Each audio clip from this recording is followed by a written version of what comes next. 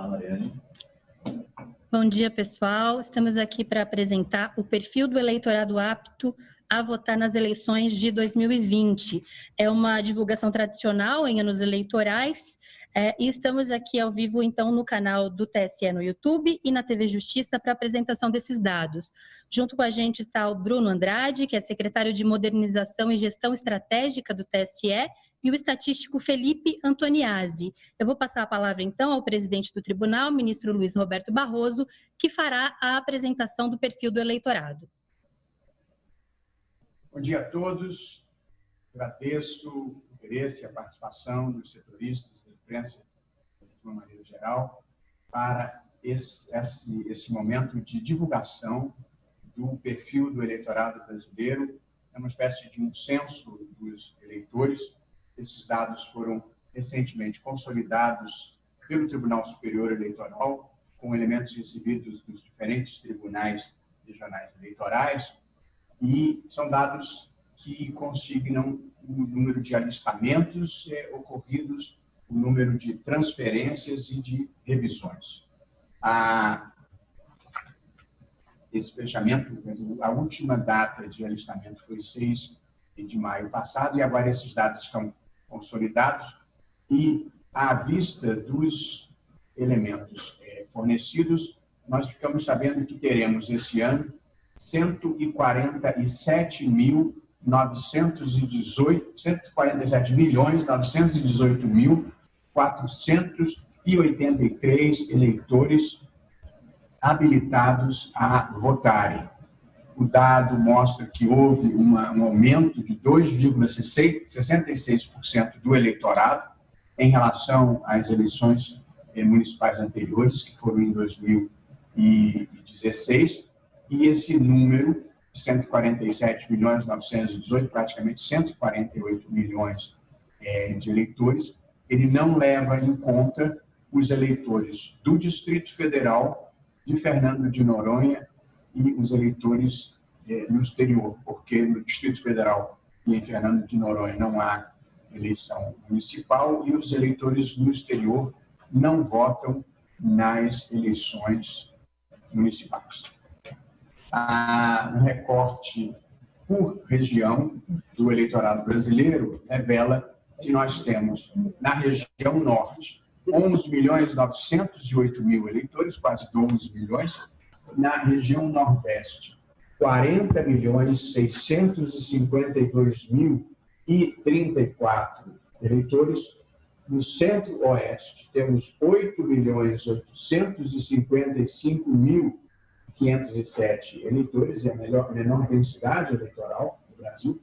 Na região sudeste, temos 64.720.797 eleitores. Interessante observar que aí, portanto, se concentra a maior parte do colégio eleitoral brasileiro. E na região sul, que compreende o Rio Grande do Sul, Paraná e Santa Catarina, temos 21.781.949 eleitores. O maior crescimento em número de eleitores foi no estado do Amazonas, com 7,88%, e o único estado em que houve uma pequena redução no eleitorado foi o estado de Tocantins, com menos 0,17%. O maior colégio eleitoral do país é no município de São Paulo, com 8.986.687 eleitores, praticamente 9 milhões de eleitores na cidade de São Paulo, e o município com o menor número de eleitores fica no estado de Roraima, que é o município de Araguainha, que tem 1.001 eleitores apenas. O município de Boa Esperança do Norte terá eleições pela primeira vez, e assim nós teremos 5.569 municípios onde haverá um processo eleitoral de 2020. É interessante também observar o recorte do eleitorado por gênero, e aí nós ficamos sabendo que o número de eleitores do sexo feminino, portanto, o número de eleitoras supera em mais de 7 milhões o número de eleitores do sexo masculino. Nós temos 77.649.569 mulheres e 70.228.457. Portanto, 77 milhões e 70 milhões das mulheres em uma maioria significativa, 52,49% do eleitorado feminino e 47,48% do eleitorado masculino, o que justifica e legitima a política implantada pelo Congresso Nacional de reserva de pelo menos 30% das vagas, levando em conta o gênero, portanto, vagas que na atual situação são vagas para mulheres, e também legitima, a meu ver, as decisões do Supremo Tribunal Federal e do Tribunal Superior Eleitoral de destinar às campanhas femininas pelo menos 30%, na verdade, um valor proporcional ao número de candidaturas femininas, que não pode ser inferior a 30%. Interessante também verificar a faixa etária do eleitorado brasileiro. Nós temos, dentro do eleitorado em que o voto é obrigatório, que no Brasil o voto é obrigatório para todos que têm mais de 18 anos e menos de 70, e facultativo para os que têm entre 16 e 18, 17, 18, e os que têm idade superior a 70 anos. E o que essa consolidação dos dados revela, em termos de perfil do eleitorado, é que na faixa entre 18 a 24 anos nós temos 19.040.756 eleitores. Na faixa entre 25 a 34 anos são 30.602.355 eleitores. Na faixa entre 35 a 59 anos, nós temos 67.011.670 eleitores, e na faixa acima de 60 anos, nós temos 16.722.882. Esses números, eles documentam e comprovam de uma maneira relevante um certo envelhecimento da população brasileira. Quanto ao voto facultativo, que colhe 14.538.651 eleitores, nós temos, na faixa entre 16 e 17 anos, 1.030.563 eleitores, entre 70 a 79 anos, 8.784.004 eleitores, e na faixa entre 80 a 99 anos, 4.658.495 eleitores, e os felizardos, que têm mais de 100 anos, estão em número de 65.589.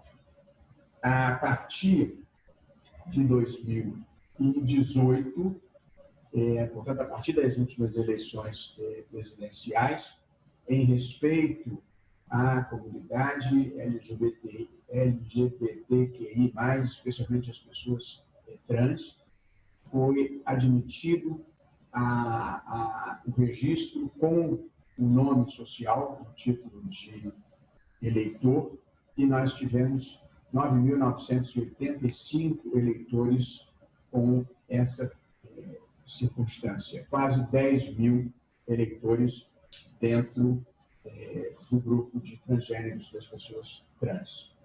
E entre os eleitores com algum tipo, algum grau de deficiência, nós tivemos um aumento muito expressivo no alistamento entre 2016 e 2020, em que passamos de 598.314 para 1.158.234 eleitores que se declararam, portanto é por autodeclaração, alguma condição especial identificada como deficiência.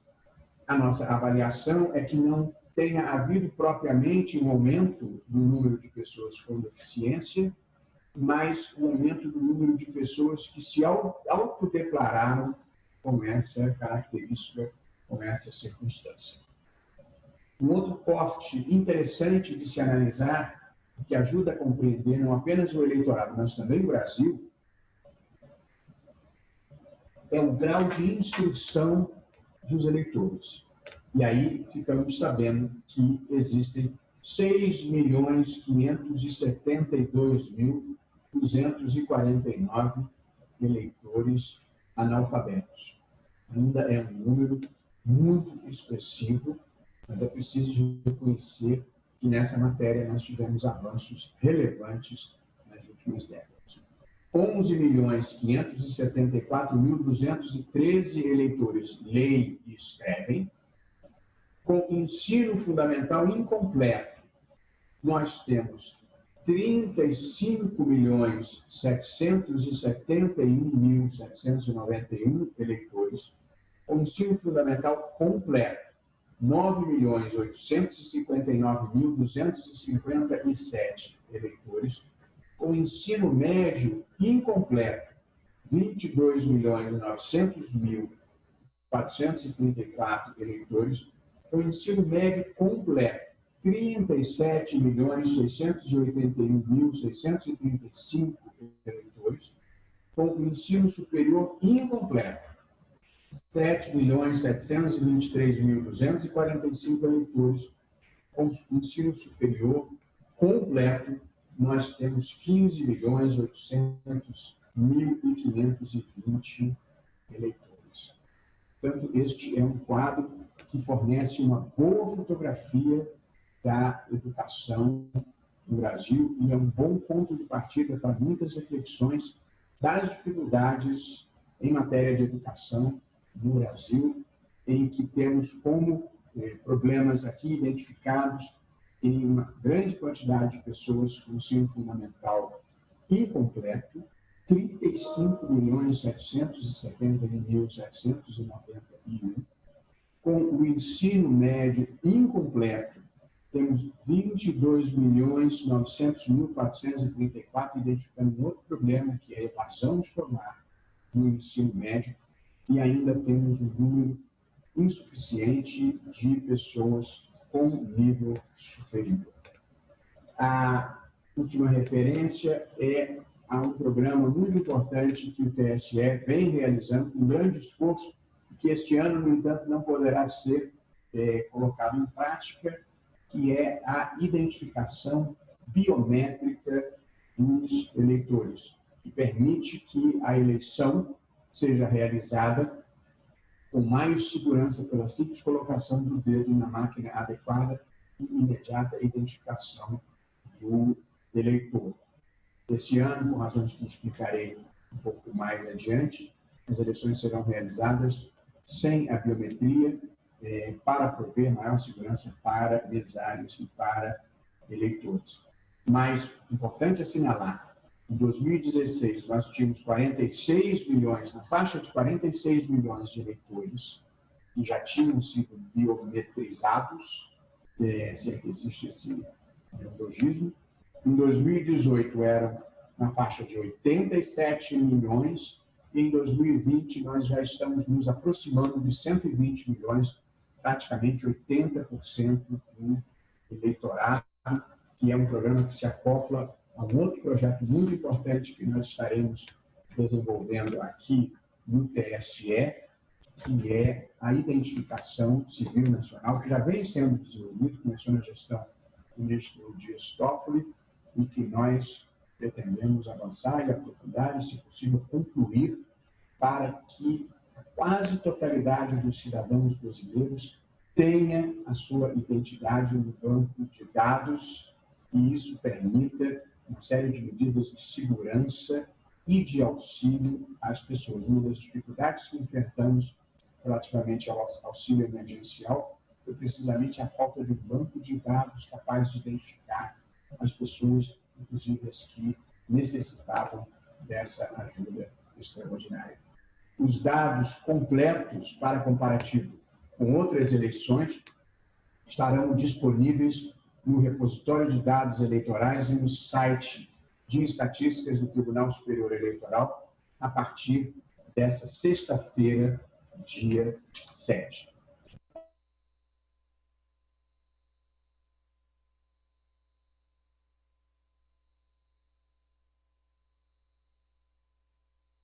Ao lado desses dados, eu tenho alguns outros que gostaria de reiterar ou acrescentar a essas informações. Portanto, o total de eleitores hoje no Brasil é de 150.519.635, que faz do Brasil a quarta maior democracia do mundo, atrás apenas dos Estados Unidos, atrás apenas da Índia, dos Estados Unidos e da Indonésia. Nessas eleições, todavia, votarão nas eleições municipais um número de 147.918.483. Votarão não, estão habilitados a votar. Portanto, cerca de 148 milhões de eleitores. O país conta atualmente com 33 partidos registrados no TSE e existem 84 partidos em fase de formação. Como todos sabem, por força da emenda 97, aprovada pelo Congresso Nacional, foi introduzida uma cláusula de desempenho, um patamar mínimo de votação para o funcionamento parlamentar dos partidos, e é uma cláusula de barreira que será aplicada escalonadamente até 2030, mas já começou a vigorar nas últimas eleições e já produziu os seguintes impactos. O Partido Humanista da Solidariedade foi incorporado pelo Podemos, o Partido Republicano Progressista foi incorporado pelo Patriota e o Partido Pátria Livre foi incorporado pelo Partido Comunista do Brasil. Nós temos no país 2.645 zonas eleitorais, cada uma delas titularizadas por um juiz de direito, e nós temos 473.527 sessões eleitorais, cada uma delas correspondente a uma urna eletrônica. Portanto, nas eleições brasileiras, nós temos 473.527 urnas eletrônicas em funcionamento. Nas últimas eleições, em 2016, apresentaram registro de candidatura 479.940 cidadãos com direitos políticos plenos, quase 480 mil candidatos nas eleições passadas. Embora o número pareça muito significativo, e de fato nós temos a expectativa de um aumento relevante do número de candidatos para as próximas eleições, em razão, sobretudo, da vedação pelo Congresso Nacional, também em boa hora, das coligações em eleições proporcionais. E, portanto, todos os partidos estarão, ou a parte dos partidos, estarão lançando candidaturas próprias, de modo que nós temos a estimativa, uma mera estimativa, de mais de 700 mil candidatos concorrendo aos cargos nas câmaras municipais e nas prefeituras municipais nos quase 5.600 municípios brasileiros. As datas do calendário eleitoral merecem uma referência importante. As convenções deverão se realizar entre 31 de agosto e 16 de setembro. Portanto, as convenções partidárias são o evento no qual os partidos escolhem os seus candidatos nas eleições majoritárias para prefeito e nas eleições proporcionais. O registro das candidaturas pode se dar até 26 de setembro. E aqui eu gostaria de fazer uma anotação, na verdade, um apelo aos partidos e, na verdade, aos candidatos. Na experiência dos anos anteriores, nos últimos 2 dias, há um grande congestionamento na apresentação dos registros de candidatura. Apresentação dos registros de candidaturas.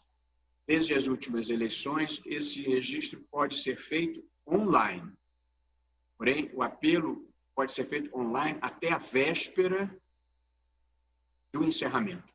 E esse ano, eu estou determinando que, na madrugada entre a véspera do encerramento e amanhã, do dia do encerramento, se prossiga com a possibilidade do registro online. Mas, em ano anterior, ocorreu de o sistema ficar congestionado e alguns candidatos não conseguirem fazer o registro e terem que comparecer pessoalmente no último dia. Para evitar esse risco, eu faço um apelo aos partidos e aos candidatos que não deixem para fazer esse registro online no penúltimo dia, que espalhe ao longo desse período que medeia entre as convenções e o dia 26 de agosto.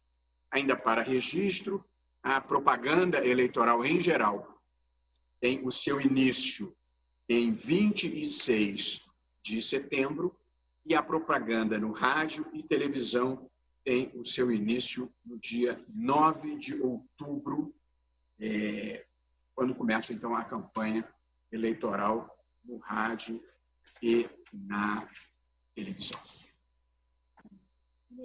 Agora a gente recebeu quatro perguntas de jornalistas e eu vou fazer aqui pela ordem para o senhor responder. A primeira pergunta é do jornalista Sérgio Amaral, da Band Brasília. Ele diz o seguinte: em sua primeira coletiva depois da posse, o senhor deixou claro que a pandemia prejudicou a reposição de peças e urnas, o que reduz o número de urnas disponíveis para essa eleição. Com o crescimento vegetativo do total de eleitores e necessidade de evitar aglomerações, quando o TSE decide sobre a prorrogação do horário de votação? Alguma chance do horário não ser alterado? Tem sobre esse mesmo tema, horário de votação, uma outra pergunta da jornalista Rosane D'Agostino, do G1. Ela quer saber sobre também a extensão do horário e ela pergunta como será utilizada a estatística na definição do horário de votação. E pergunta, por fim, qual o prazo para definir essa extensão de horário.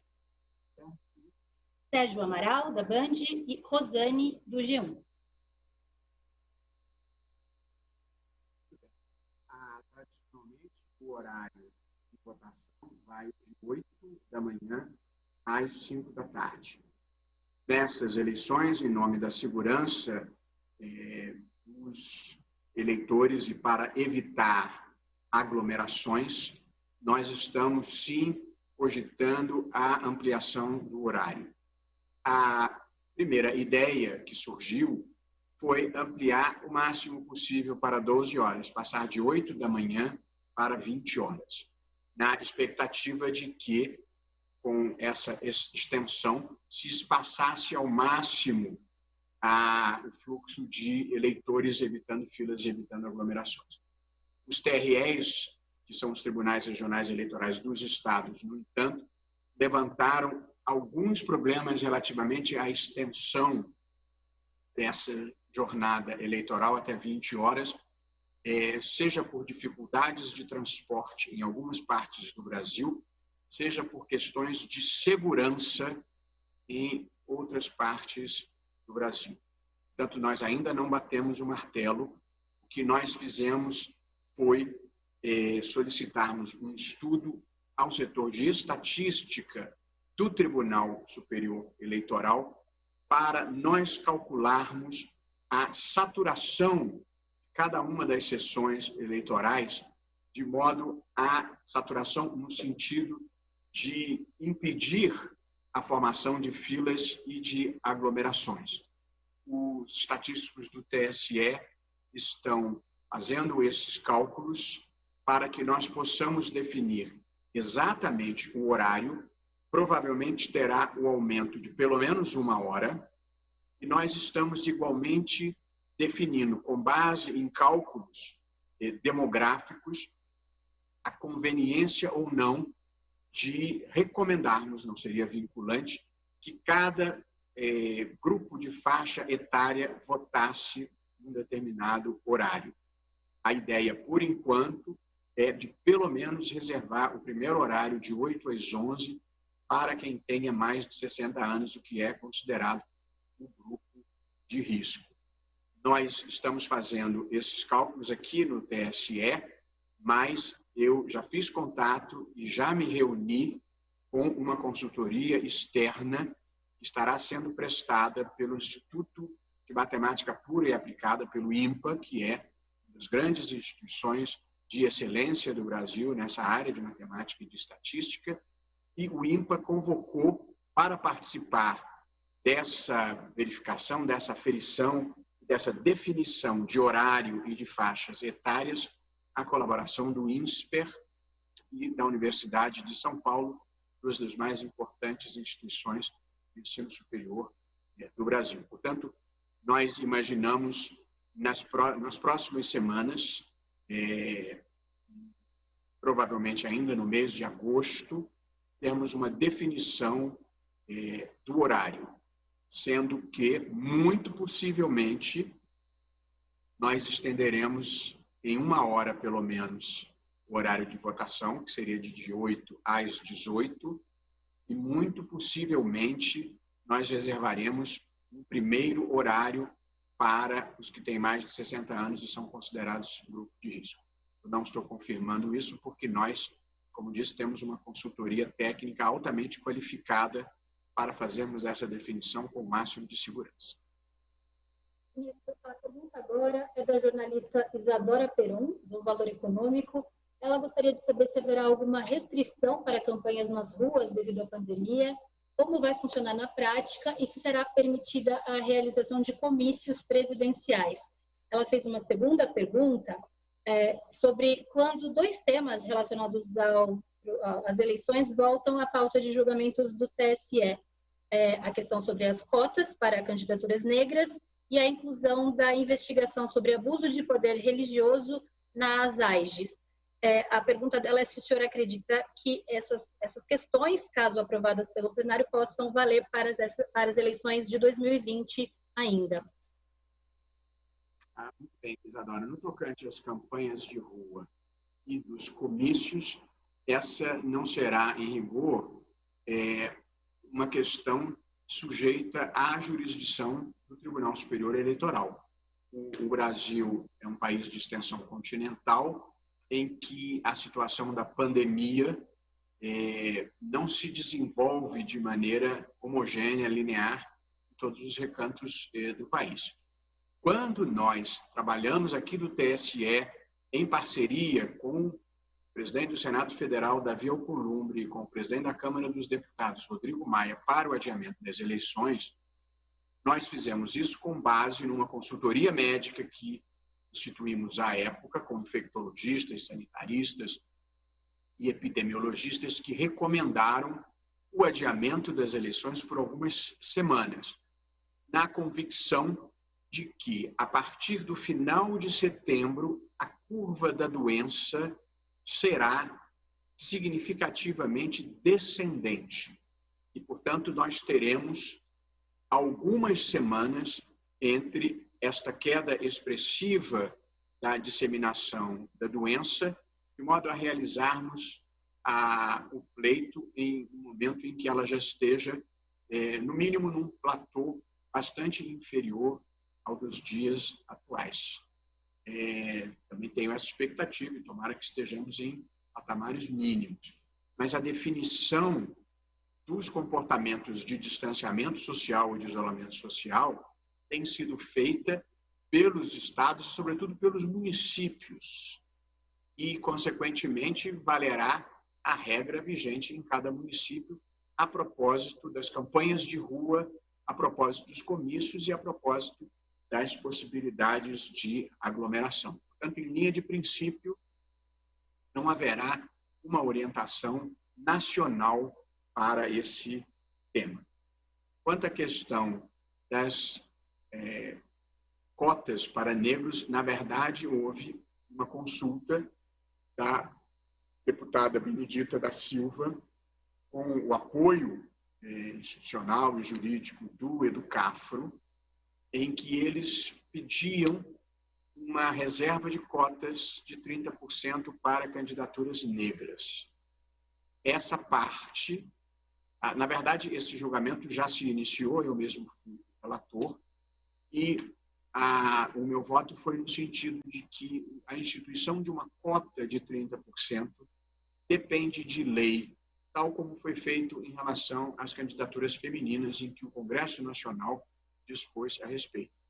De modo que, embora eu seja francamente favorável e acho importante para o país esse avanço, entendi que essa matéria depende de um ato de vontade política, de uma deliberação do Congresso Nacional.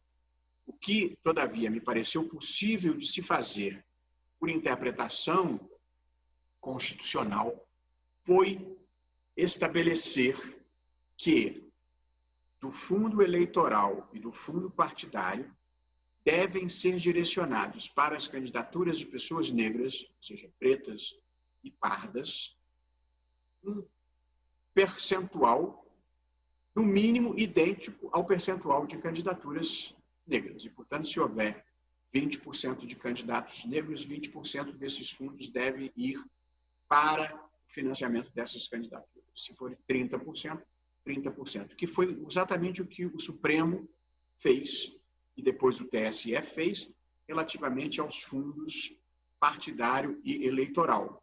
Como tem que haver 30% de candidaturas femininas, o Supremo decidiu que pelo menos 30% dos fundos de financiamento teriam que ir para as candidaturas femininas. No caso do Supremo, o fundo partidário. E o TSE estendeu um mínimo de 30% também para o fundo eleitoral, que foi esse fundo que foi aprovado depois que proibido o financiamento por pessoas jurídicas. Portanto, no meu voto, apliquei a mesma lógica que fora adotada pelo Supremo e pelo Tribunal Superior Eleitoral para a proteção de grupos minoritários ou grupos vulneráveis, historicamente deixados à margem do processo. De modo que, para 20% de candidaturas negras, 20% de financiamento para essas candidaturas. Foi isso que foi posto no meu voto. O ministro Alexandre de Moraes pediu vista e, portanto, tudo vai depender do momento da devolução de vista. O ministro Alexandre de Moraes como regra geral, um juiz rápido. Portanto, é possível que essa matéria seja julgada antes da data do registro das candidaturas. No tocante ao abuso, a discussão sobre a existência ou não dessa categoria abuso de poder religioso, o que temos foi o início da votação com o voto do ministro Luiz Edson Fachin e um pedido de vista do ministro Tarcísio Vieira de Carvalho Neto. O ministro Tarcísio já pediu a devolução da vista e nós já designamos a data do julgamento para a próxima quinta-feira, dia 13 de agosto. Portanto, essa é uma questão que voltará à pauta na próxima semana. A última pergunta foi feita pelo jornalista Daniel Wettermann, do Estadão, e ele faz perguntas sobre 3 temas. A primeira é: em relação aos dados, em 2018, houve redução no número de eleitores aptos a votar com 16 e 17 anos, sem obrigatoriedade. Que cenário se verifica no ano de 2020 em relação a essa faixa etária? E como o tribunal avalia o aumento ou diminuição da quantidade de eleitores jovens no processo eleitoral?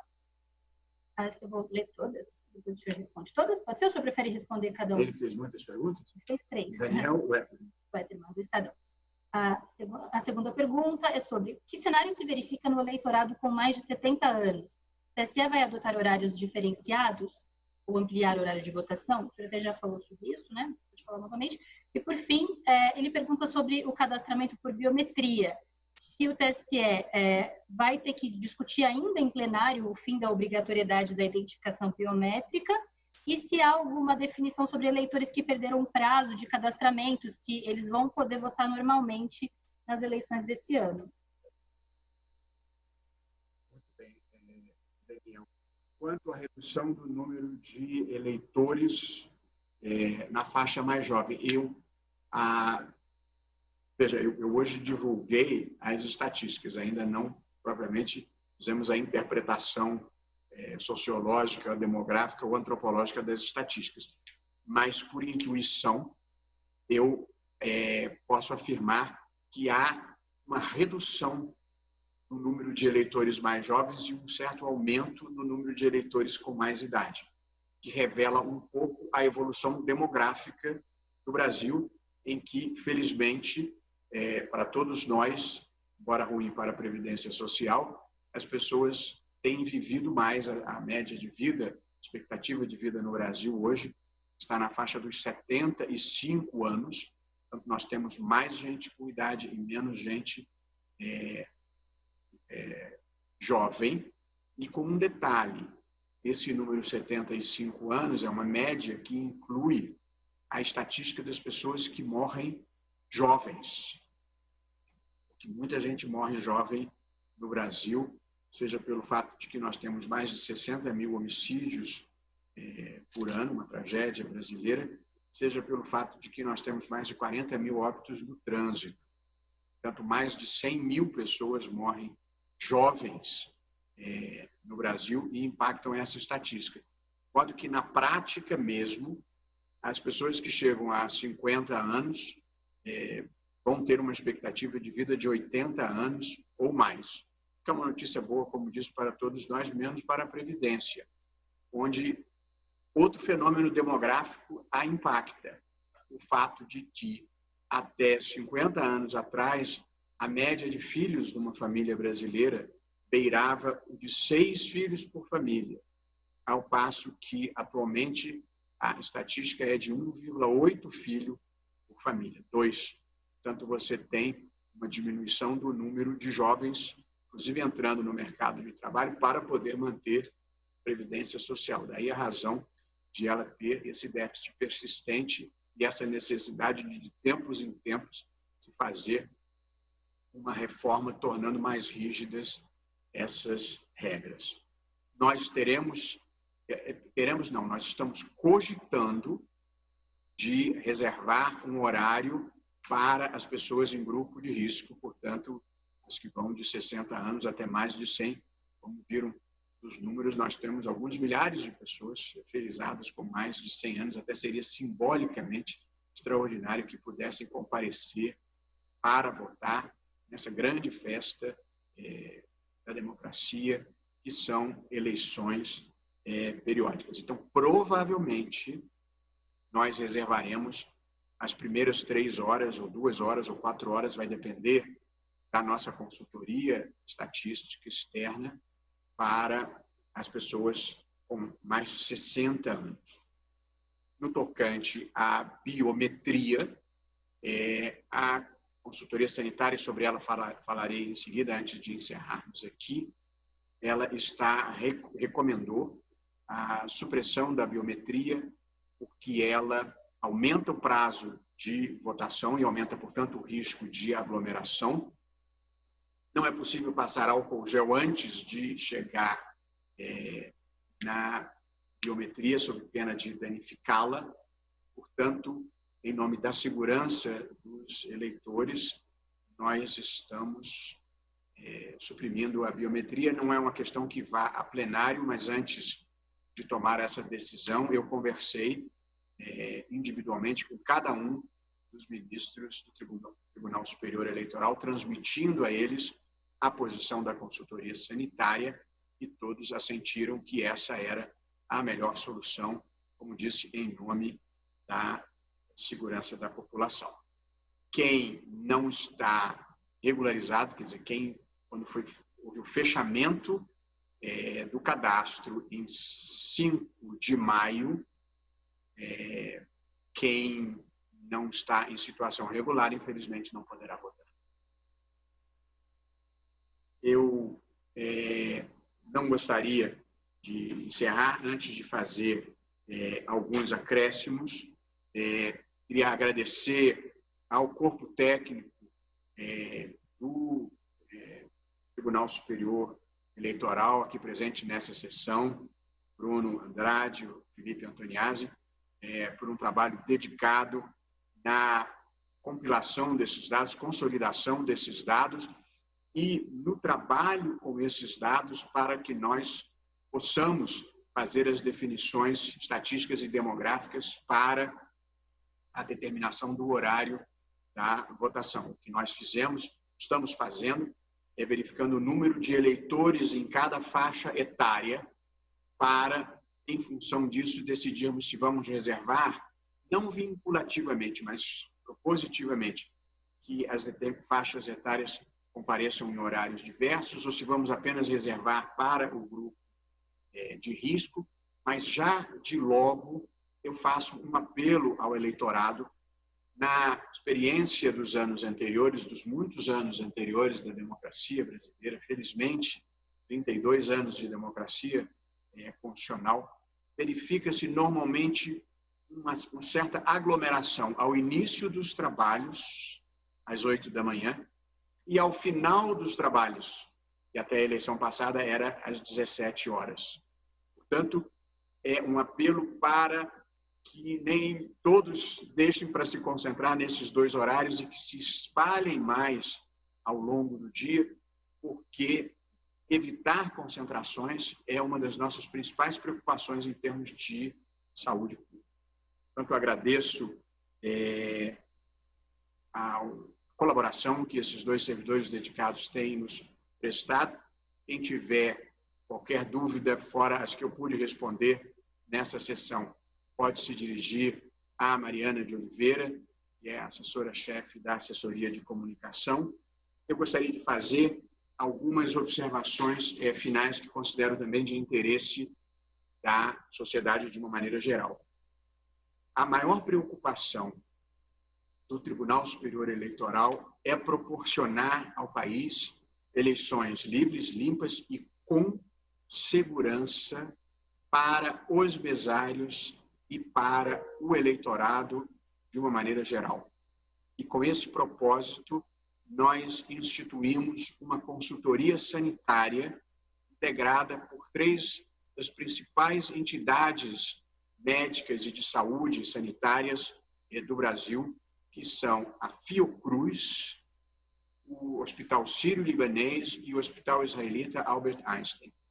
Portanto, com a consultoria dessas 3 entidades, eu tenho me reunido semanalmente com um grupo de médicos que no Sírio-Libanês é coordenado pelo Dr. Davi Uip, na Fundação Oswaldo Cruz pela doutora Marília Santini, no Hospital Einstein pelo Dr. Luiz Fernando Aranha, e nós estamos fazendo um detalhamento dos protocolos de segurança, um passo a passo para o eleitor, e estamos fazendo a lista dos materiais e equipamentos de segurança que estaremos providenciando para todos os mesários.